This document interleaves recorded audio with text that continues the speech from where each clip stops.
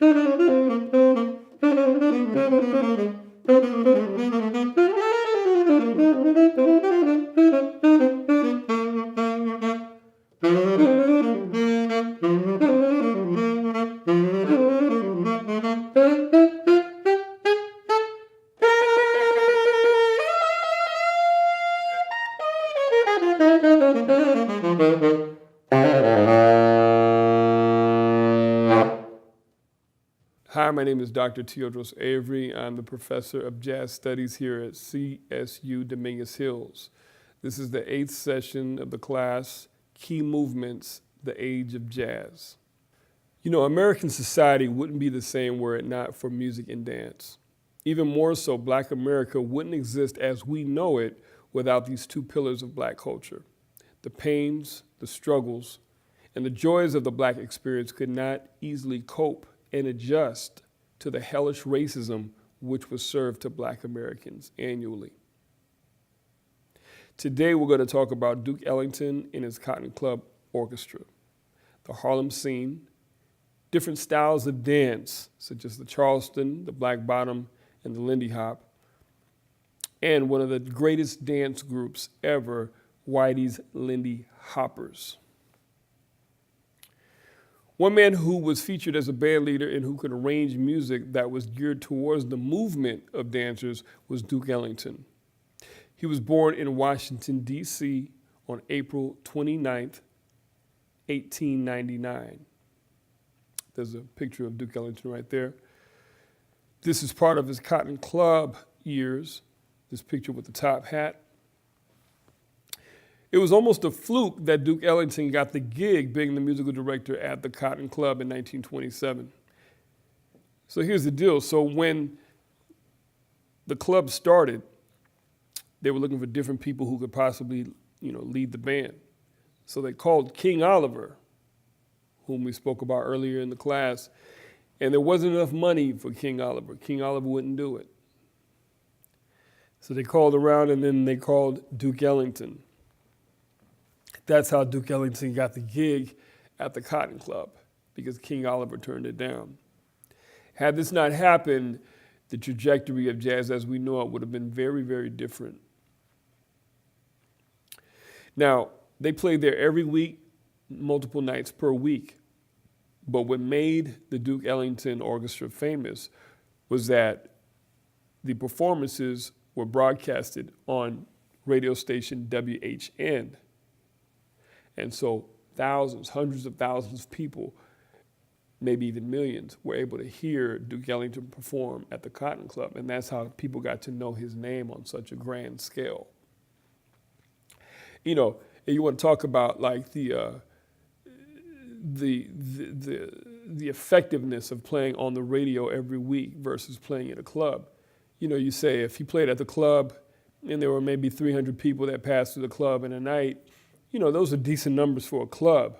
But imagine those 300 plus all of the thousands, the hundreds of thousands in the New York area that got to hear his music.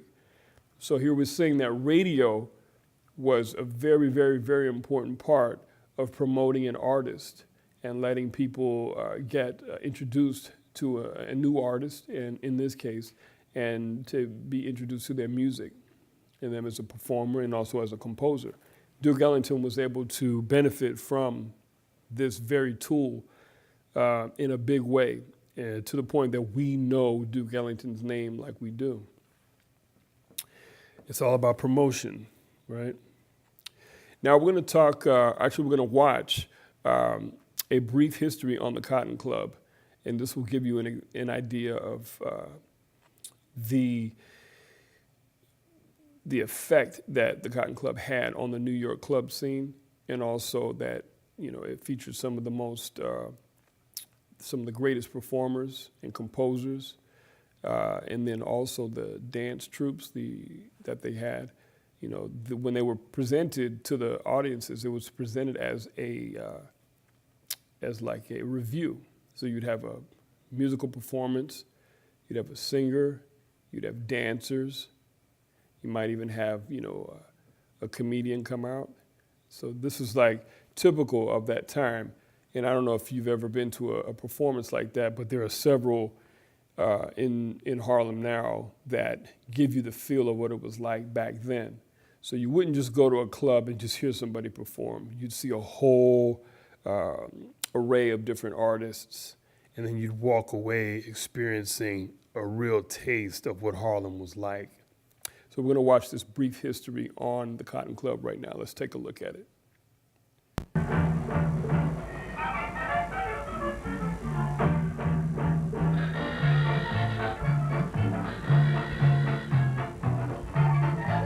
White gangsters controlled Harlem's nightlife. They barred black customers and lured white patrons with bootleg liquor. In 1925, Ellington and Greer and a six-piece band they now call the Washingtonians were playing a Times Square speakeasy, the Kentucky Club, when they were spotted by an enterprising song publisher. One day, I went down to a little club, and the boss said to me, Mills, I've got a new band just came in from Washington. Let me know what you think of them. I heard the band, and I knew immediately this is the band that I want to build up for the best black band in the country.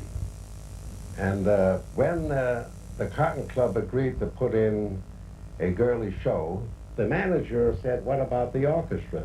And I said, I've got a perfect combination, a small combination, but I will add men and make a 12-piece band out of a 6-piece band.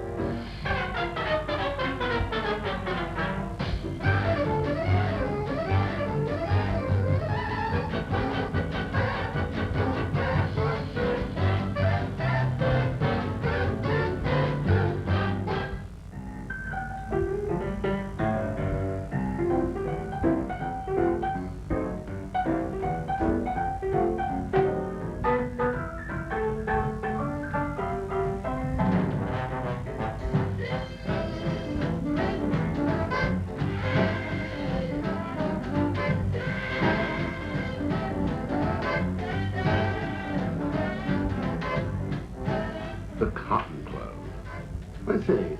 Oh, yes, I remember.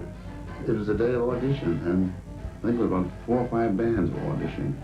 And everybody was supposed to be there at noon, and we didn't get there till 3 o'clock. And everybody had been there and auditioned and left. And we came at 3, and we got the job. And the reason we got it was because the guy who says yes or no, he was late too.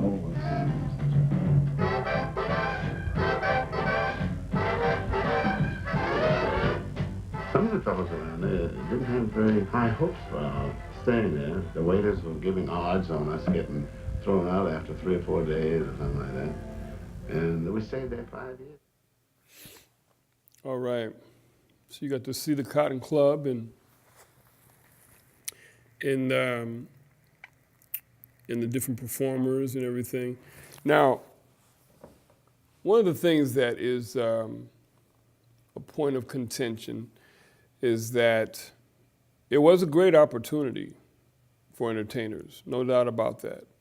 It was a great opportunity to be seen and heard by the upper crust of the entertainment society in New York.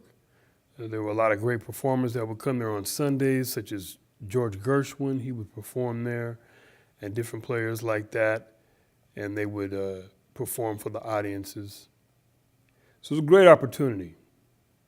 But we have to also be aware that there was a lot of racism within that structure. The first thing, as the person said in the video, is that no blacks were allowed. That they were allowed to perform, but they weren't allowed to have a drink or have a meal. But they were allowed to serve drinks, and they were allowed to cook. So that's the first thing. I mean, clearly, racism was in full effect in Harlem at that, which was an African-American conclave. So, we just want to be aware what was happening and the mixed messages that were being sent. The other thing is that a lot of the themes at the Cotton Club, first of all, let's take the name, the Cotton Club. It was a direct reference to plantation life and obviously picking cotton on a plantation. So that was a sour taste right there. And this is a place that they aspired to perform at, the performers, and everyone wanted to get a gig at the Cotton Club. So that was bitter. Also, a lot of the musical themes, they were playing at times, not all of the time, but there was a jungle music or a jungle theme to the Cotton Club. Some of the performers would dress up in garb that resembled,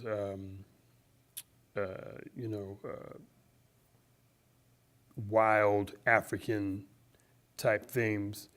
And that reinforced the whole idea of black people being savages. And so that was a part of the presentation.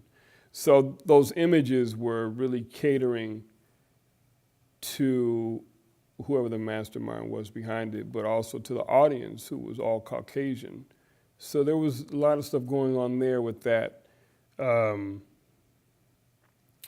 It's a bittersweet moment, though, because it was a great venue, and, such a great artist like Duke Ellington, probably wouldn't be known today had he not performed there.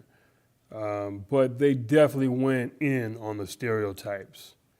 And then the fact that no blacks could actually be served drinks or a meal and be a customer was blatantly racist. So this is what they were dealing with as performers. You have to understand, these performers could not invite their relatives down to hear them play. Maybe if their mother or father came from out of town, they couldn't come to the club to hear them perform. So that's bittersweet, right? You're a performer, you want your family to come hear you, can't come in. Why? They're black. Sorry, can't. So that right away is, something that they had to deal with the blatant racism of being a performer who is well respected and liked, but not respected and liked enough to be allowed to be a customer. So that's very unfortunate. But we want to be aware of that because we're examining all of these artists during their times, and this is something that they had to deal with. So it's a great opportunity, but at the same time, you're not equally treated. So it's a catch-22. But this is the kind of situation that these artists were in. Just because they were inspired to make great music or write great songs does not mean that they were respected as men and women on an equal level. Okay, so now we're going to move on to a performance at the Cotton Club. And this is going to be Duke Ellington's orchestra performing, and two dancers, one by the name of Bessie Dudley and another by the name of Florence Hill. So what you're going to see is that they've created a dance routine around Duke Ellington's orchestra's music. So Duke Ellington was one of the composers.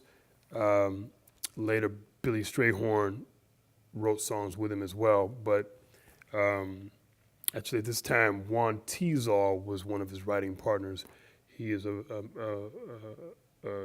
trombonist and songwriter who wrote Caravan with him, and that's from this time period. But right now we're going to watch this dance scene between Bessie Dudley and Florence Hill with the Duke Ellington Cotton Club Orchestra. Here we go.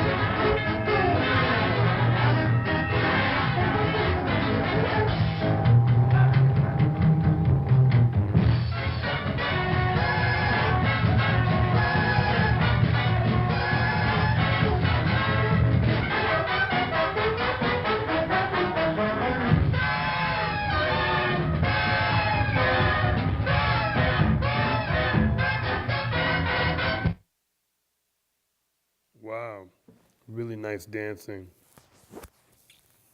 I lived in New York for 15 years. They actually remind me of New York women, which is very interesting. But they do actually exude that personality and swag.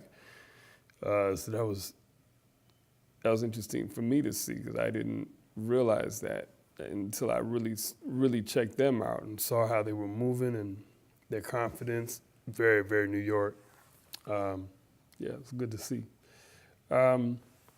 So you can see that the women were really, really engaged in the dancing and that the music was also engaged as well. And there was a synergy between the two. And this is part of the reason why I'm sure Duke Ellington not only was chosen, but stayed there as well, because I'm sure the dancers like dancing to his music and to his orchestra's music. And the reason why I'm mentioning that is because similarly to how I mentioned last week about Langston Hughes making music with or writing poetry with the music, the difference is, you can have a band like Duke Ellington's band just write songs, right, and just play the songs. Or you can have the dancers come in to rehearsal and he can watch how they move. And think about them when he's writing music. And then the dancers can go at the same time, listen to Duke Ellington's orchestra and say, oh, I like the way the band, the music goes like this in this other way around this area during this time. It gets really high energy. They may not know musical phrases, but they know what they're hearing, and then they can adjust their dance steps to what they hear in the band.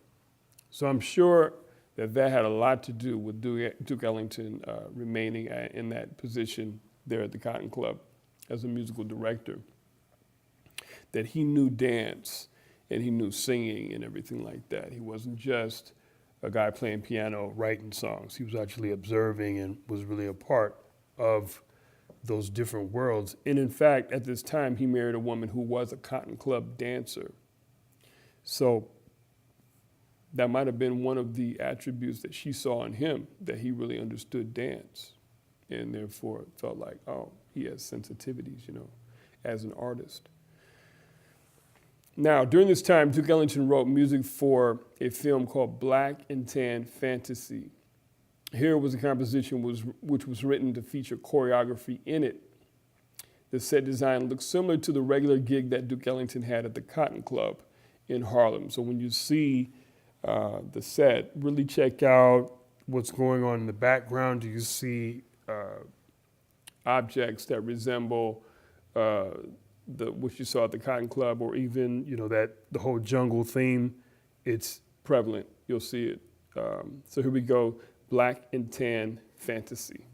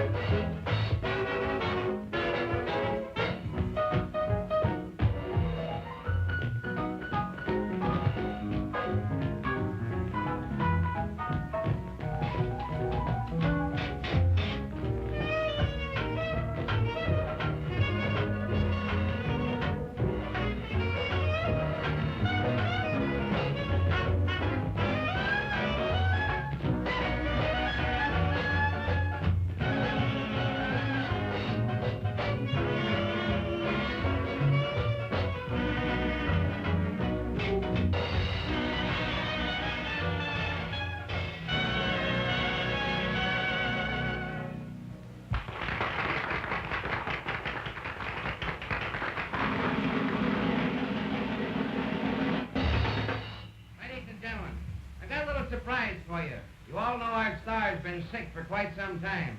Well, she's better now, and I'm going to have her come out here and do a little dance for you. The inimitable Freddie Washington. Let's go, Duke.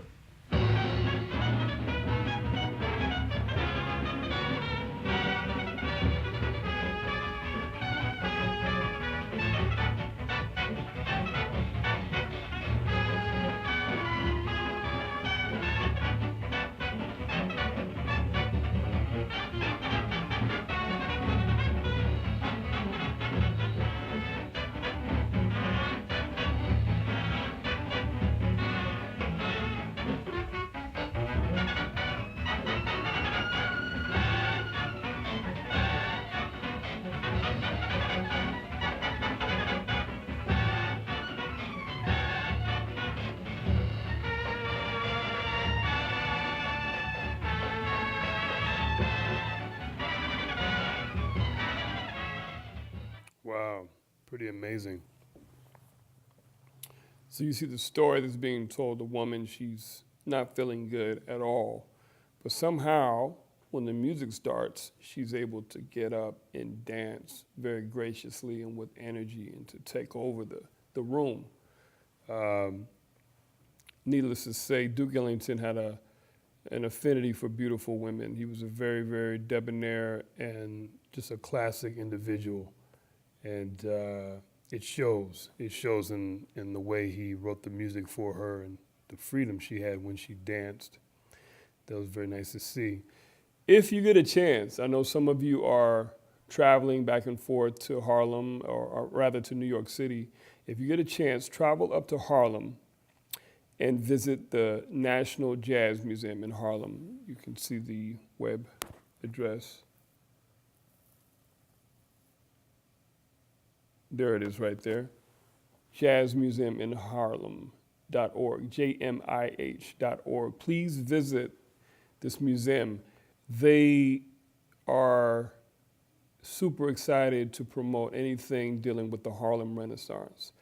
The director's name is Lawrence Schoenberg. He is a very, very intelligent man. He knows jazz history very well. And this is his creation, the Jazz Museum in Harlem. There you can find all kinds of artifacts, real artifacts, similar to the Smithsonian. He has artifacts from this time period, manuscript of different jazz musicians, you know, what they've written on, their instruments that they've left once they passed on, some of their outfits, their pianos, different things like that. And they take care of all of these different instruments and apparel there at the museum, and they also have different talks and everything like that. But if you want to really know about the Harlem Renaissance and jazz in New York, visit the Jazz Museum in Harlem, JMIH.org. Very important place to learn about what we're talking about here in this class, in this session. All right, next up, we're going to talk about the different dances that were popular during these times.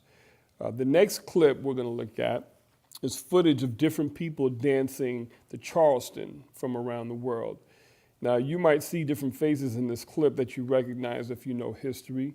One of the people featured is Miss B. Jackson. The other is Miss Josephine Baker. The other is Jack Dempsey. And then the other is Miss Vaughn. So if you get a chance, key in on some of these individuals and really check out who's dancing, because they are popular people from that time. And if you know history, you know who they are. So here this is the first dance we're gonna look at, the Charleston. And notice how they flare their legs out. They kick their legs out. That's part of the dance. So just study what they're doing and how the dances are going to change as we keep talking about dances. Okay, so here's the Charleston.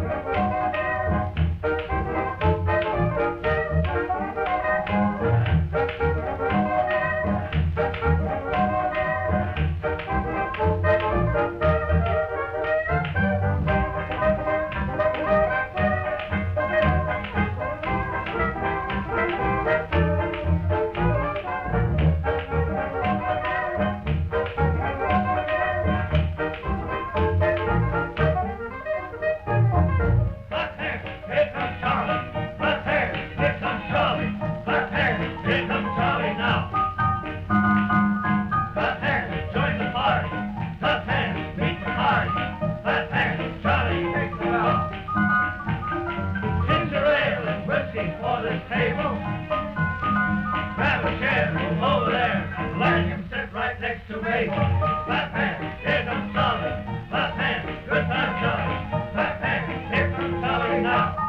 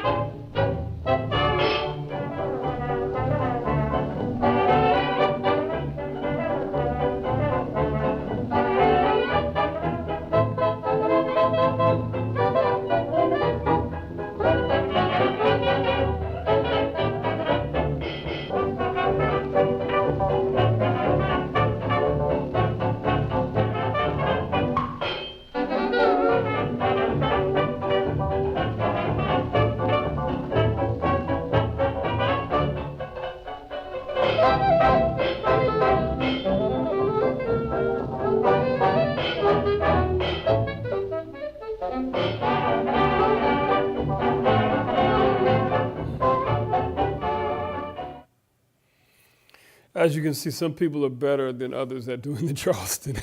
The kids didn't really have the form that it took. They were just kind of stepping around in circles, as well as some of the other adults. But the woman was very much on the Charleston. Like, she had the form and everything. She had a straight line that she was dancing in, and that was pretty cool to watch. It almost seems like it was a promotional video, make better citizens in America through dancing the Charleston. It seemed like it had that kind of PSA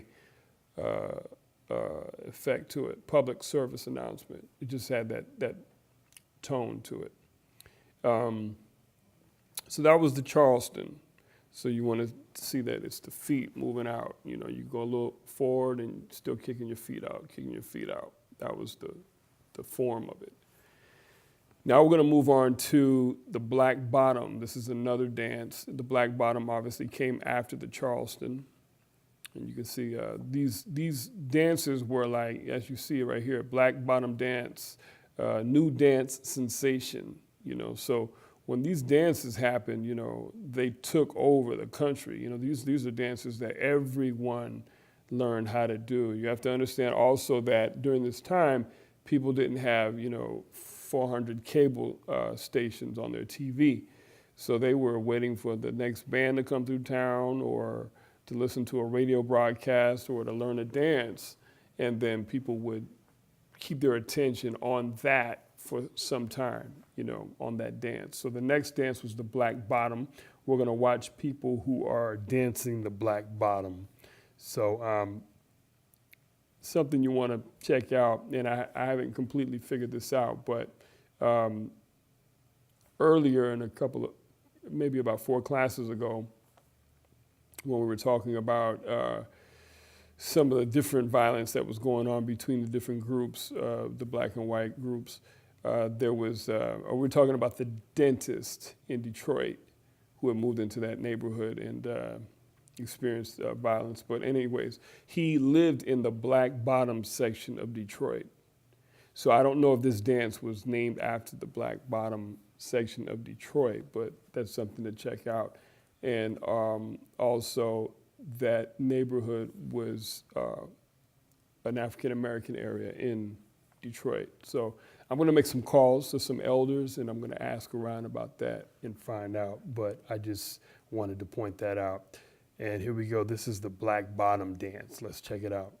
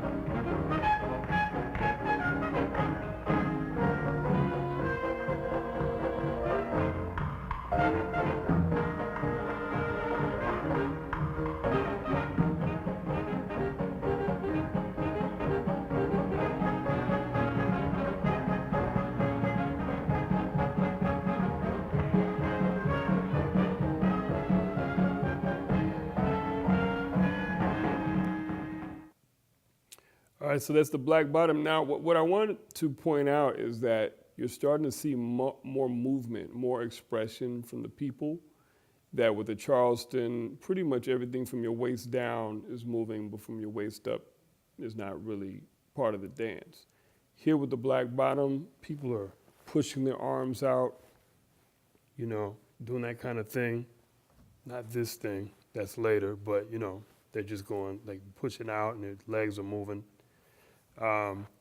So to me, that's relative to how the people were starting to, or rather the artists were expressing themselves through dance in poetry and music, what the people were, the common people were feeling.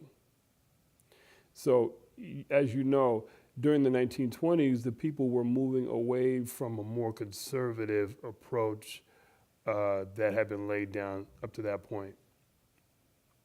You know, specifically with the flappers, they were pushing against male dominance and sexism, with Black Americans pushing back against racism and Jim Crow. And in general, and this is, you know, right here you saw Caucasian Americans expressing themselves in this newer type of way.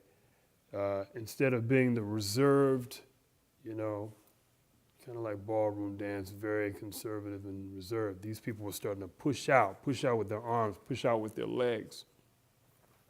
So that's something you want to be aware of, that the dancers are also expressing themselves in a more free manner than previously.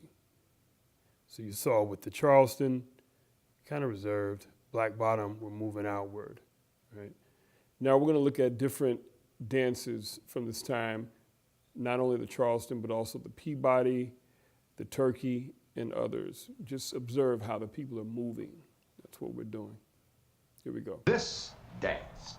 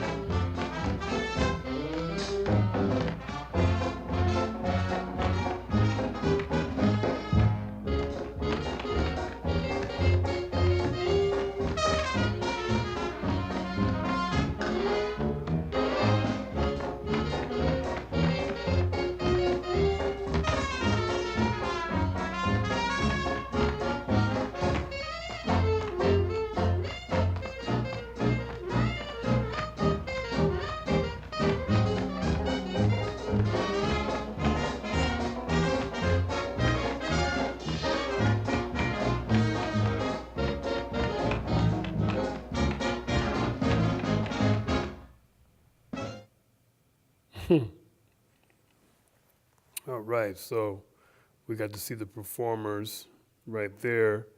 That was, organized types of dancing as opposed to, one individual kind of just doing their thing. So those are professionals.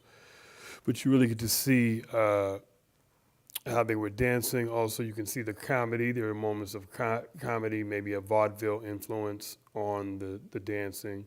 I don't know if you saw, there was a couple, there were two people inside of one fur coat.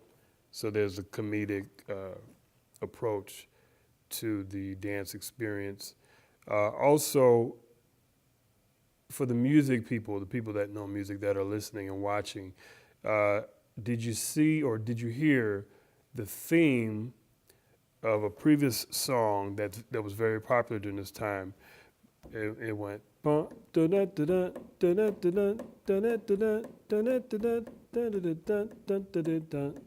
the theme is ba da ba da do da ba da.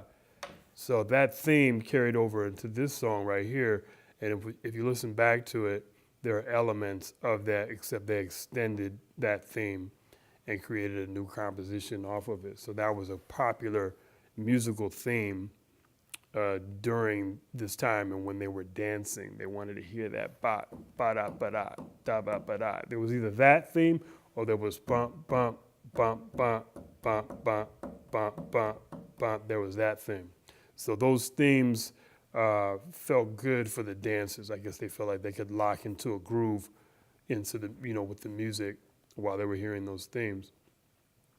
Now, what's happening at this time is that people are starting to have these big ballroom dances. And one thing you needed in order to have one of these dances with a band and everything was you needed to have space. So that's why you needed a big ballroom. You needed illegal liquor because they were having a good time. And then you also needed lots of people, right? So you'd fit a lot of people into a ballroom, have that band playing music, maybe one of those rhythms that I just sang, one of those melodies, and then they would go and they would have a great time. So now we want to just look at the different types of swing ballroom dancing from that time to give you a visualization of what was going on. That we were not in speakeasies, we were not in a small club right now. We're going to the big ballrooms. So let's take a look at that.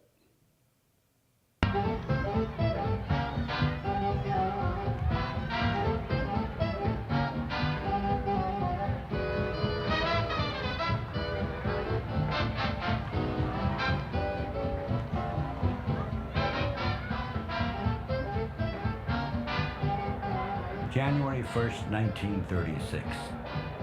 The swingos think that swing is marking an indelible notation on the evolution of jazz. With them, it's a creed, a code. That's why the swing addicts seem so glazed and dazed in their nth degree appreciation of this swing business. So what is swing? Ask any one of the swingoists and they will all vamp off. Well, swing is something like, but none seems able to define just what it is. Abel Green, Variety.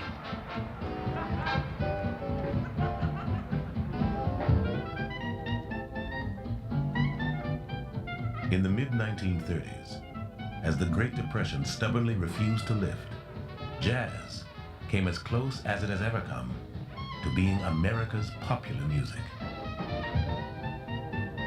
It had a new name now, swing, and its impact was revolutionary. Swing rescued the recording industry.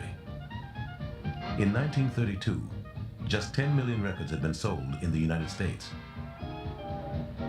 By 1939, that number would grow to 50 million.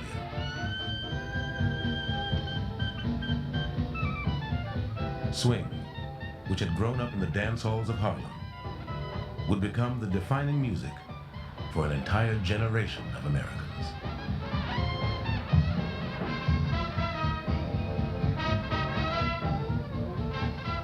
I think that we all have a hankering for the music we were hearing when we were 14, 15, 16 years old. I think that never gets away from us. And with me, it was the swing bands. that was my music. This is where I was coming from. This was the thing that gripped my heart at the beginning. And as is the case with anybody, those things that you picked up early in your life are the ones you turn back to, when you want a little solace.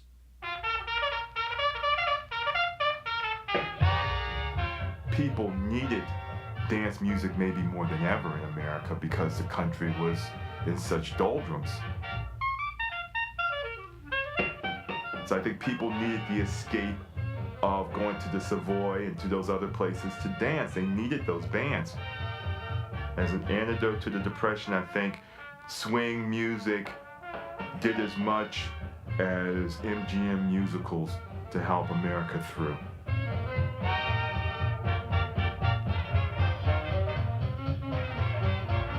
Swing provided Hollywood with its theme music and offered entertainment, elegance, and escape for a people down on their luck. Radios and jukeboxes could be heard playing swing along every main street in America, providing the accompaniment for a host of exhilarating new dances. The Big Apple and Little Peach, the Shag and Susie Q, and the dance that had started it all, the Lindy Hop, now called Jitterbuggin'. Hundreds of bands were on the road, and young people followed the careers of the musicians who played in them, just as they followed their favorite baseball players. Millions of white Americans who had never listened to jazz before suddenly filled ballrooms and theaters all over the country. The Aragon in Chicago, the Alcazar in Baltimore, and the Alibaba in Oakland. The Twilight in Fort Dodge, Iowa, and the Moonlight in Canton, Ohio. The Arcadia Ballroom in Detroit, the Paramount Theater in New York, and the Palomar Ballroom in Los Angeles, where Benny Goodman had thrilled audiences with his version of the music first played by Louis Armstrong, Fletcher Henderson, Chick Webb, and Duke Ellington. Swing music was an electrifying development in American popular culture. It unleashed forces that I think people didn't know existed.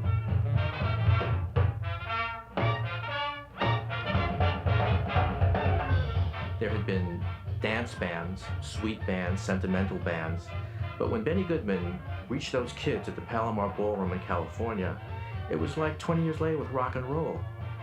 He was playing a swinging, rough music that had been played in black communities for years. Ellington, wrote "It Don't Mean a Thing If It Ain't Got That Swing" 3 years earlier, and Chick Webb's band was doing it, and Fletcher Henderson's.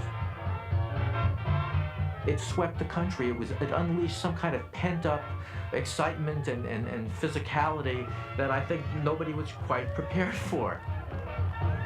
Also, this was the Depression. It was not an easy period.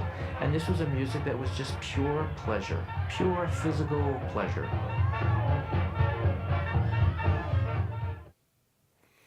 Now, I want to head to the 1930s to show you how people were dancing after the 20s.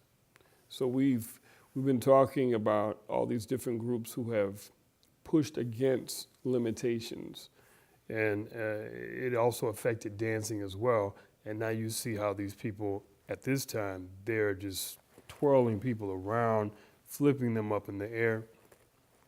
A lot of those moves came from a style of dancing called the Lindy Hop. They spoke about it briefly, but the Lindy Hop is where a lot of that movement came from. Now, we're gonna talk about the Savoy Ballroom in New York City, in Harlem. Let's bring up some photos. So now we're gonna look at the Savoy Ballroom in Harlem, New York City. Here's a picture of it right here. Now, this was probably the most famous ballroom in New York when it comes to new innovative dancing. It opened for business in 1926, smack dab in the middle of Harlem. Now, the good thing is that dancers of all races could dance together at the Savoy Ballroom. It was allowed. People could dance and enjoy themselves and be friendly. And at the same time, a dance revolution happened there In 1935, bouncer of the Savoy Ballroom, Herbert Whitey White, began to recruit the best dancers in Harlem to create a training ground for future dancers. Some of the greatest dancers to ever dance with the Lindy Hoppers were Al Minns, Leon James, and Frankie Manning. So this guy, he's the bouncer, he's watching everybody dance, and he says, man, these people can really dance. And these are people from his community, but he really got to see that there was something really, really special going on in the dancing that had not happened in American dance up to that point. Like I told you, it was very conservative up to that point. You know, there was little movement from the waist up during the Charleston. A little more movement started to happen with the Black Bottom. But by the time we get to the Lindy Hop, people are moving. I mean, really moving, almost acrobatic-like. As you see in the photo, you know, the woman is upside down and she's been flipped over and flipped around. I mean, it's just like amazing movement happening at the same time that these dances, at this dance in particular, is taking shape. You know, you have the Harlem Renaissance poets, you have Marcus Garvey, you have the different civil rights activists that are happening, that are speaking up. So the people are starting to be freed from those limitations, and it starts to show in their dancing, right? Because dancing, music, spoken word, those are all expressions of how a people are feeling. So they're starting to feel free, feeling good about themselves. The music is sounding good. There are arrangements that are just rocking the floor to where people can just dance and express themselves with the music. This is a very, very important time. You can see right here in the ballroom, they're looking very dapper. Her dress is beautiful. His shoes are shine. His suit is nice and tailored. Clean shirt. Everybody's doing it. Look at the ballroom, the nice wooden floors. This is a great time for African American dance right here with the Lindy Hop. Now, the first video is probably the most fascinating footage because you're going to see athleticism. You're going to see synergy between the man and the woman. They're going to be right in sync with each other. And it's from this movie called Hell's a Poppin'. So this is one of the movies that featured and captured the real essence of black dance during the Jazz Age. And so, and even though this is a little slightly ahead in the early 30s, by the time you got to realize this, that by the time the dance got to film, it had already been happening in Harlem for years. That's usually how it goes. That the trends start in these different areas, and then after years, mainstream America would catalog it and you know, put it on TV or something like that. But you know, if you've ever, I mean, I used to live in New York, so I've seen different styles develop way before mainstream America got to it. So even though it says 1935, trust me, it was going on in the 20s in Harlem. So here we go. We're going to look at Whitey's Lindy Hoppers from the movie Hell's a Poppin'. Check this out.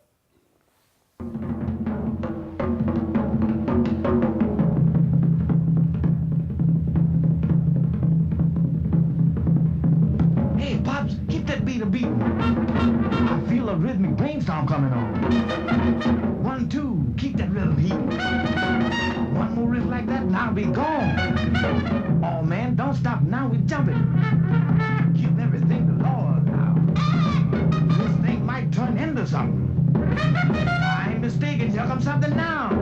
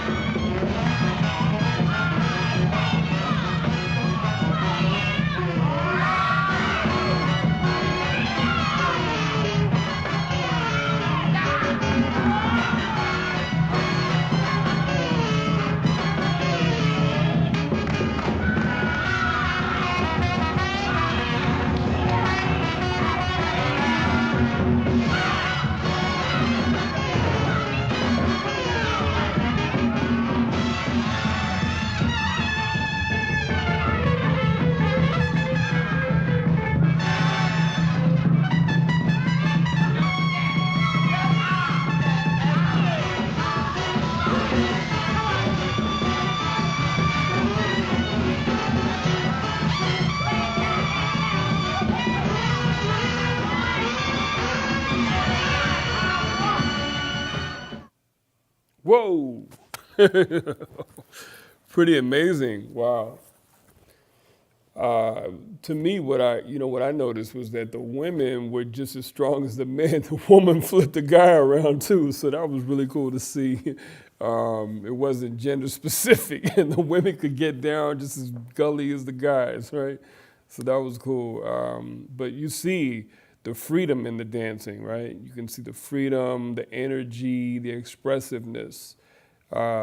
This is happening in tandem with the activism, the freedom in the dancing and in the music, the arrangements, boop-a-doo, boop-a-doo, wow, just like exciting and new. Very different from, say, the rural blues that we've listened to, the country blues music. So I'm letting you see how this music is moving, how the art is moving, the words, the poets, how they're all moving away from an old way of thinking and more towards a free way of thinking and feeling. We're going to look at some more footage of Whitey's Lindy Hoppers from a film called A Day at the Races. So let's check this out, A Day at the Races.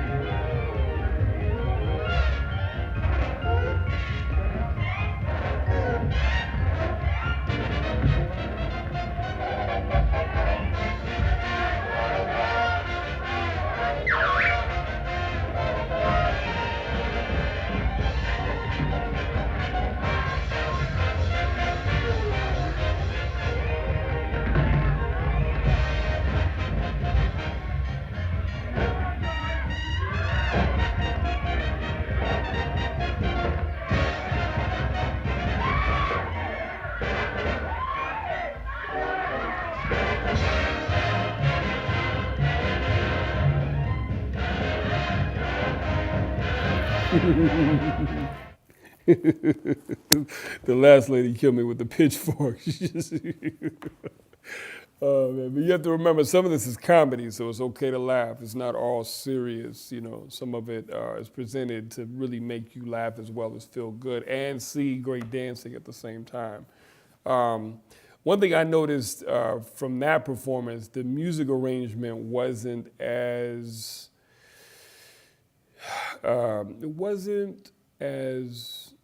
style. It didn't capture the style of Harlem dancing as much as the first one, In Hell's a Poppin'. The arrangement was less Harlem, less, that sound, that real hip sound. This is more orchestra in terms of it was more written for an orchestra. But not only that, the style of the music, it wasn't as New York or as Harlem. So with that being said, the dances, they danced well, they were still athletic, but it didn't have that thing. When you see the Whitey's Lindy Hoppers, they have a special thing that was different from everyone else. In the first video, you really got to witness that. The second video, it was good, but the music didn't really push them, because it's all in the music with this dance, with these dancers. If the music is pushing them to dance really well and they can connect with the music, then you will see a great performance. Just like when you go to the club, if the music is good, you're gonna do some things on the dance floor that you might not have done. But if the music is good, you'll do that. And so same goes with them. You know, they were no different. They like to hear good music when they dance. Now we're gonna listen to Whitey's Lindy Hoppers perform in the movie Hot Chocolate, and Duke Ellington's orchestra is in this clip as well, providing the music. So here we go, Hot Chocolate.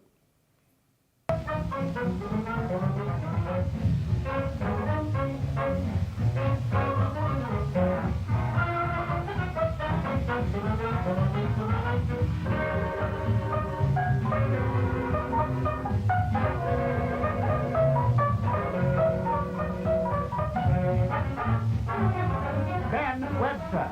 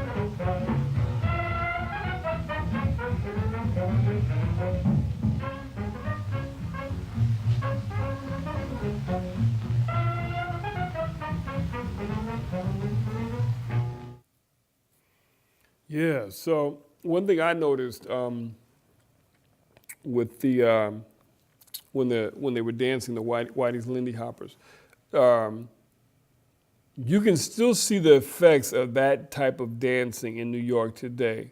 It was in break dancing, the speed of the dancing, the athleticism, but also today, if you go to New York and you get on the train, someone might get on the train, a group of dancers might get on the train, and you won't know it when you get on the train, but then suddenly as you're sitting down, you'll hear music start. So they'll turn on the music, and then there'll be like maybe 2 or 3 dancers. In the really good ones, they do a lot of moves like the Whitey's Lindy Hoppers. Specifically when they have a move that they do and they're in motion going a certain way and they abruptly stop themselves and go against the inertia that they've created, they do that, and they'll do it on the train. So they'll be twirling, maybe they'll do a somersault down the middle of the train while people are sitting on the sides. It's pretty amazing to watch. And then right as they're going, they'll just stop themselves and come back the other way. And that's directly related to Whitey's Lindy Hoppers. And the high performance type of dancing to where you think that something bad is gonna happen, that somebody might fall, but they'll mock it instead and they won't fall down. Or maybe they'll do a thing like they'll do a twirl or a flip and then you think they're going to hit their head on the ceiling of the train, and then they'll smack it with their hand and make a loud noise, and then you think, oh man, did he hit his head? But he didn't. He's mocking at the fact that he could get hurt, but because he's such a professional that he never gets hurt. And that kind of comedy within the dance you see with Whitey's Lindy Hoppers, but it still exists today. And it's just really edgy dancing of dancing to the point of, of possibly getting hurt, but never getting hurt. I just saw that there. You'll see that, in New York. If you ever travel there, it's something to see, Okay, so that was Duke Ellington's orchestra. They were playing Cottontail, a very popular song. And for the musicians, you saw Ben Webster, and then also Johnny Hodges in the saxophone section too, among others. But, young versions of those guys before they, became band leaders in their own right. All right, finally, here's a documentary on some of the original Lindy Hoppers from those days in Harlem. And you get to see just, how they speak and how, what their outlook was on life and everything. It's very important to really understanding them as artists and as dancers. So we're going to focus on Frankie Manning. He was one of the dancers that I mentioned before, and also Norma Miller. She's another dancer in the documentary. So let's check this out. It was born half a century ago in the nightclubs and ballrooms of Harlem. A new dance to go with a new kind of music. The new music was called swing. The dance went by many names, from the Lindy Hop to jive. But most people called it jitterbug. What I enjoy, and I love to hold a woman in my arms. At those particular moments, me and my partner are in love with each other. I don't think you ever see a Lindy Hopper that's not smiling. When everybody was feeling low, it was a dance that was a happy dance that would get people together. And boys made of India lovers. Every Saturday night on the floor of the Savoy Ballroom, Harlem's best dancers competed against each other for a $10 top prize. So everyone was always on the lookout for a new wrinkle, a different step. There's somebody standing on the side watching you intently. Yeah, I see that. Yeah, I'm gonna get that. Whether things like that. But if it's good, great. Maybe you change it around a little bit. Maybe you go backwards, But then that person see that step again, you say, hey man, that's a great step. Where'd you get it from? He said, oh, I got it from you. What they were on to was a dance that would soon move beyond the confines of Harlem and begin to excite audiences and dancers in white America. The vehicle for Jitterbug's burst of popularity in the late 1930s was a group called Whitey's Lindy Hoppers, carefully assembled from Harlem ballrooms by a street fighter turned dancer named Herbert White. Whitey. I worked with Whitey when I was 14 years old. I had won a contest. And he saw me dance in a contest. He brought me to the Savoy. He saw Frankie dance in the ballroom one time, and he saw Frankie after Frankie. He knew what he wanted. What Whitey wanted was to showcase the Lindy Hop, not only in America, but in nightclubs around the world. For that, he needed dancers like Frank and Norma, and he got them. We just had a charm life. When you're young, and somebody said you're going to Europe and you're going to Paris, and, oh my, you're 50 years old. I love Frankie like, he's just the most important man in the world to me. I just think every time we look at each other, the last funeral we went to was my dancing partner. Billy and I have been together 30 years. And when we was at the casket looking at Billy, and it was me, Frankie, and there was Billy laying in the casket, and we knew there's only two of us left. Sort of makes you feel sort of strange, because you wonder the case of playing musical chairs.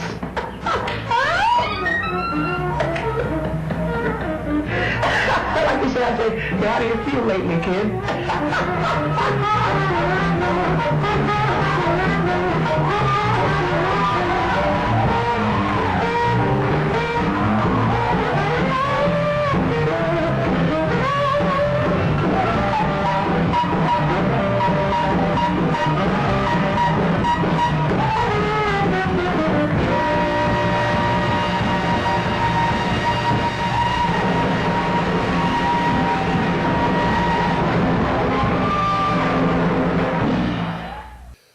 So we got to see the Whitey's Lindy Hoppers later in life, but it's always good to hear how these dancers saw, what they did.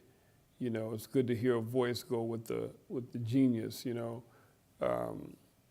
hear them talk about, what they were doing and how they communicated to each other. But you could see the joy and the expressiveness of those dancers when they spoke. And they're very genuine too. So that's good to see and to connect it with the music and the dancing, and it all went together. It's a spirit that they had that also existed in other artists during that time in Harlem. It's very good to see that. You get a whole understanding, a panoramic view of what was going on. So that wraps up session 8, and I hope you learned a lot about dancing from the 20s and the 30s. And we're gonna wrap it up now, and we'll see you next week. Thank you so much and have a good day. All right, bye-bye.